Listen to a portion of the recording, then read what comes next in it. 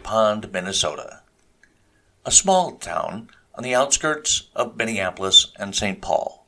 We're kind of rural here, and we like it that way. And even though we're a small town, don't be confused.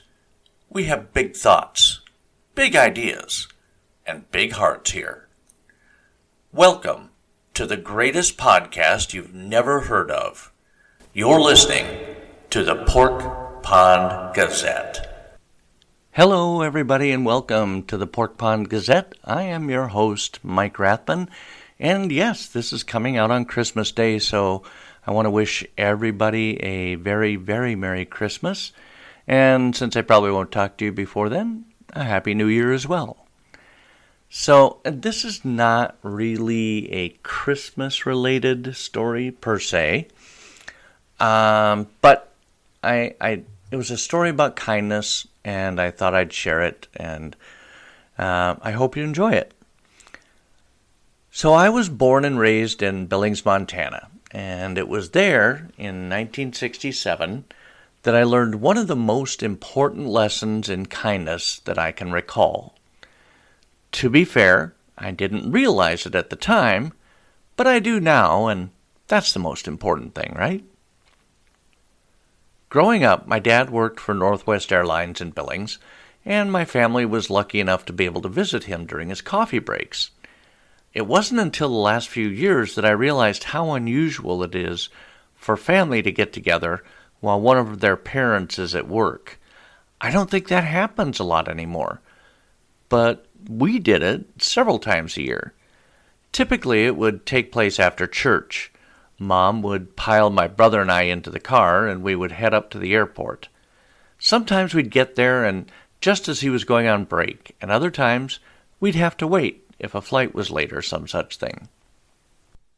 Now, the Billings Airport was a long building. As you walked in the front doors, the first thing you saw were the ticket counters of the three airlines that serviced our small city. At the far left was Northwest, and then moving left to right, there was Western Airlines, and finally Frontier Airlines. If you continued, you'd be in the baggage claim area, and you'd find the rental car counters of Hertz and Avis.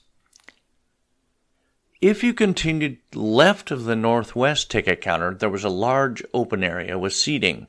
There was a bank of wooden phone booths with payphones, and at the far end of that area was a set of glass doors that led out to the boarding area, because this was before the era of jetways. On the far left-hand side of the open area was a pond that contained all the types of trout you might find in Montana streams, including brown, cutthroat, rainbow, and brook trout. To the right of that pond was a stairway that led up to two eating options, a coffee shop and a restaurant called the Skyview Terrace. It was the Skyview Terrace that gave me my very first job as a busboy. And it was in the coffee shop that my dad would hold court.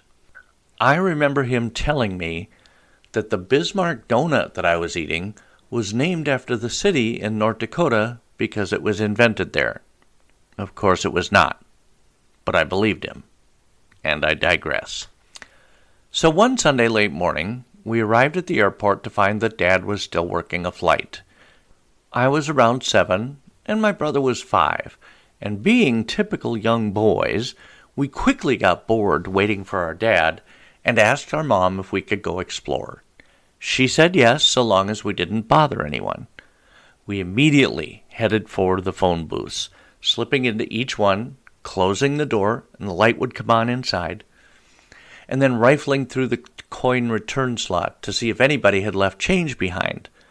On a good day, we could find upwards of 50 cents, normally in dimes and nickels. After all the phone booths had been checked, we would run over to the trout pond and count the fish. After that, it was typically a race to the other end of the terminal, where we would wander around the baggage claim area for a while, and then check to see if Avis had any of their little pins declaring that they tried harder. If there were, we would take one pin and pin it to our shirts, being careful not to poke ourselves. Yes, we learned that lesson the hard way. After that, it was time for another race. This particular time, we took off from one of the rental car counters that required us to round a corner before entering into the straightaway that was the main terminal. As we careened around the corner at top speed, we came face to face with a man. Just a few feet separated us. He didn't look like any man we had ever seen in person. His skin was very, very dark. The three of us, surprised to see another person, stared at each other for a moment. It felt like an eternity. And then he quickly drew his hands up from his sides in the shape of two pistols and said, "Bang!" My brother and I feigned being shot, and then all three of us laughed and laughed. Our mother, who had been watching from the other end of the terminal, rushed up and apologized for us bothering the man, and he assured her that everything was just fine before heading on his way. Later in life, as I listened to my mom recount this story, it occurred to me that this man had no obligation, no real reason to be kind to my brother and I, but he chose to be. He chose to engage with two little hooligans in the Billings, Montana airport and made us laugh. A short time span that made two little boys happy. He didn't have to, because he was famous. During the course of that year, he would star in 3 films: Guess Who's Coming to Dinner, In the Heat of the Night, and To Sir with Love. In case you hadn't guessed already, our new gunslinger friend was Sidney Poitier. He had already won an Academy Award for his performance in Lilies of the Field. He would go on to so many other accomplishments, including being knighted by Queen Elizabeth II and being named the ambassador from his native Bahamas to Japan.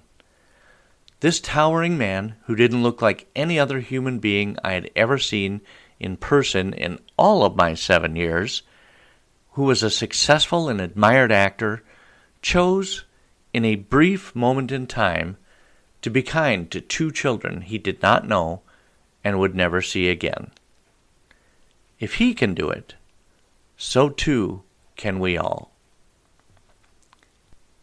I hope you've enjoyed this short episode on a Christmas day. I think it's a good reminder that we can all choose to be kind if we want to, especially this time of year. Give your neighbors, your friends, your co-workers a little grace and show some kindness. I appreciate you being here with me today, and a reminder, be that person who roots for others, who tells a stranger they look amazing, and encourages others to believe in themselves and their dreams.